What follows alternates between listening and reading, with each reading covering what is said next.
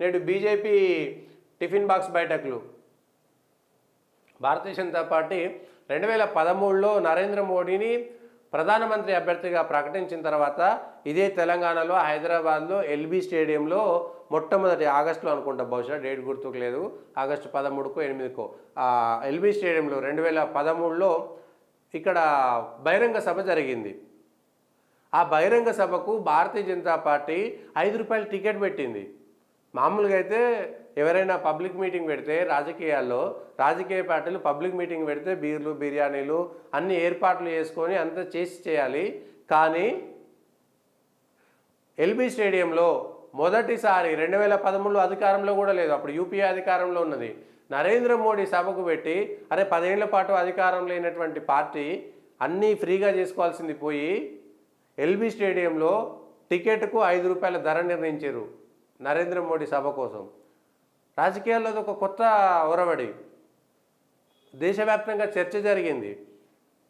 ఆ సభను నేను లైవ్లో కవర్ చేశాను, మొట్టమొదటి సభ, అప్పుడు రిపోర్టర్గా అక్కడ ఉన్నాను, ఏర్పాట్లు గమనించినాను. ప్రజల్లో వచ్చినటువంటి స్పందన డిఫరెంట్గా కనిపించింది. ఎల్బీ స్టేడియం నిండిపోయి పక్కన ఉన్నటువంటి నిజాం గ్రౌండ్ కూడా నిండిపోయి అక్కడ కూడా ఎల్ఈడి స్క్రీన్లు పెట్టాల్సినటువంటి పరిస్థితి. అంటే కొత్త కోణంలో వెళ్తే, ప్రజలకు ఏదో కొత్త కోణంలోకి వెళ్తే మన వైపు అట్రాక్ట్ అవుతారు అనేటువంటిది నరేంద్ర మోడీ చేసినటువంటి ఒక కొత్త ఆలోచన విధానాన్ని ప్రజల్లో చర్చకు వెళ్ళడానికి ఇట్లా ఉపయోగపడుతుందని చెప్పడం. అట్లనే నేడు బీజేపీ టిఫిన్ బాక్స్ బైఠక్లు ఎవరి అల్పాహారం వారే తెచ్చుకున్న నేతలు కార్యకర్తలు. అంటే పోలింగ్ బూత్లో ఉండేటువంటి ఏ పోలింగ్ బూత్ కమిటీలు అయితే భారతీయ జనతా పార్టీ నమ్ముతుందో ఆ బూత్ కమిటీలో ఉండేటువంటి కార్యకర్తలు, ఆ బూత్ కమిటీలో ఉండేటువంటి నాయకులు వాళ్ళే వాళ్ళ ఇంట్లో నుంచి టిఫిన్ బాక్సులు కట్టుకొని పోయి ఆ పోలింగ్ బూత్లో ఒక దగ్గర కూర్చొని అందరూ కూర్చొని వాళ్ళ భారతీయ జనతా పార్టీ ఆవిర్భావం కాబట్టి ఆ ఆవిర్భావానికి సంబంధించినటువంటి రోజున జెండా ఎగరేసో లేకపోతే ఇంకోటో చేసుకొని ఆ పోలింగ్ బూత్లో ఉండేటువంటి నాయకులు కార్యకర్తలు ఎవరింటి నుంచి వాళ్ళు టిఫిన్ బాక్స్ తెచ్చుకొని మాట్లాడుకోవాలి, అక్కడ ఉన్నటువంటి రాజకీయాలు చర్చించుకోవాలి, ఎన్నికలకు సంబంధించి లేదంటే ఆ పోలింగ్ బూత్ను గట్టి చేయడం విషయంలో కానీ ఆ పోలింగ్ బూత్లో మరింతమంది నాయకులను కార్యకర్తలు చేర్చుకోవడం. ఇది ఉత్తరప్రదేశ్లో సక్సెస్ అయింది, ఇది గుజరాత్లో సక్సెస్ అయింది, ఇది కర్ణాటకలో కూడా బాగానే ప్రాచుర్యం పొందింది. భారతీయ జనతా పార్టీకి ఇది ప్రత్యేకమైనటువంటి ఊపుని తెచ్చింది. ఇది ఉత్తరప్రదేశ్లో చాలా పెద్దగా అమిత్ షా 2 ఏళ్ల పాటు అక్కడే ఉన్నందుకు, తడిపారు చేసినందుకు దాన్ని ఉపయోగించుకొని ఉత్తరప్రదేశ్లో చాలా పెద్ద కల్టివేషన్ చేసిండు అక్కడ ఉండేటువంటి కార్యకర్తలను. సో ఇది తెలంగాణకు, ఆంధ్రకు ఇట్లాంటి ఏరియాలో పడుతుందా పడదా, ఇక్కడ ఉన్నటువంటి కార్యకర్తలు పనిచేస్తారా లేదా? బీజేపీ 44వ స్థాపక దినోత్సవం సందర్భంగా టిఫిన్ బాక్స్ బైఠక్లు.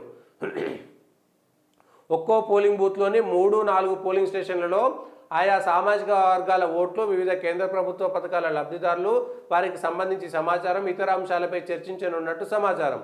కూర్చొని ఎస్సీ, ఎస్టీ, ఓబీసీ, యువత, మహిళలు, రైతులు ఇలా వివిధ వర్గాల ఓటర్లను ఏ విధంగా చేరుకోవాలి, దళిత బస్తీలు, గిరిజన తండాల్లో ఎలాంటి ప్రచారాన్ని నిర్వహించాలన్న దానిపై అభిప్రాయ సేకరణను జరపనున్నారు. ఫిరేక్ బార్ నరేంద్ర మోడీ సర్కారు కోసం 370 సీట్ల సాధన. ప్రతి పోలింగ్ బూత్లో 370.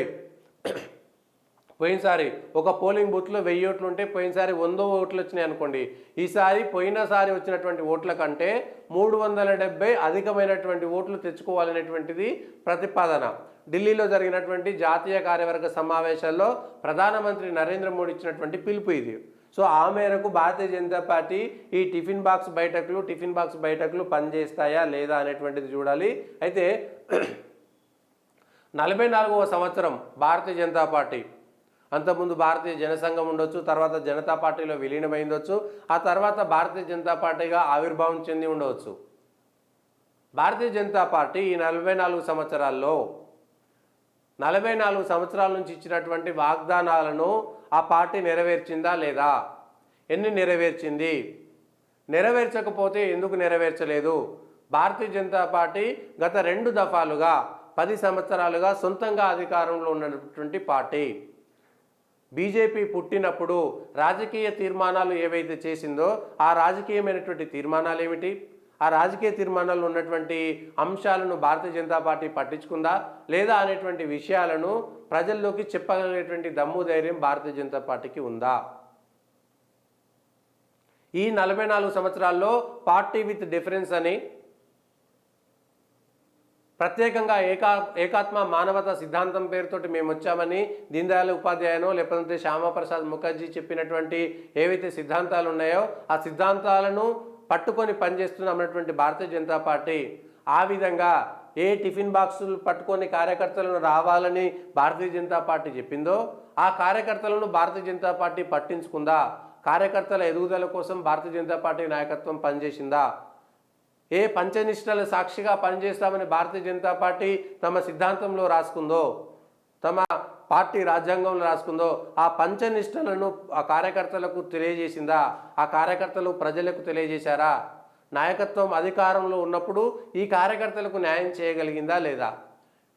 ఎందుకంటే 44 సంవత్సరాలుగా పార్టీ మారనటువంటి కార్యకర్త ఒక్కసారైనా ఏదైనా ఒక నామినేటెడ్ పోస్ట్ కానీ, ఒక్కసారైనా ఒక సర్పంచ్ గానో, వార్డు మెంబర్ గానో, లేదంటే ఆ స్థాయి నుంచి ఎమ్మెల్యే గానో పార్టీని పట్టుకున్నటువంటి కార్యకర్త ఒక్కసారైనా బీఫామ్ తీసుకున్నాడా?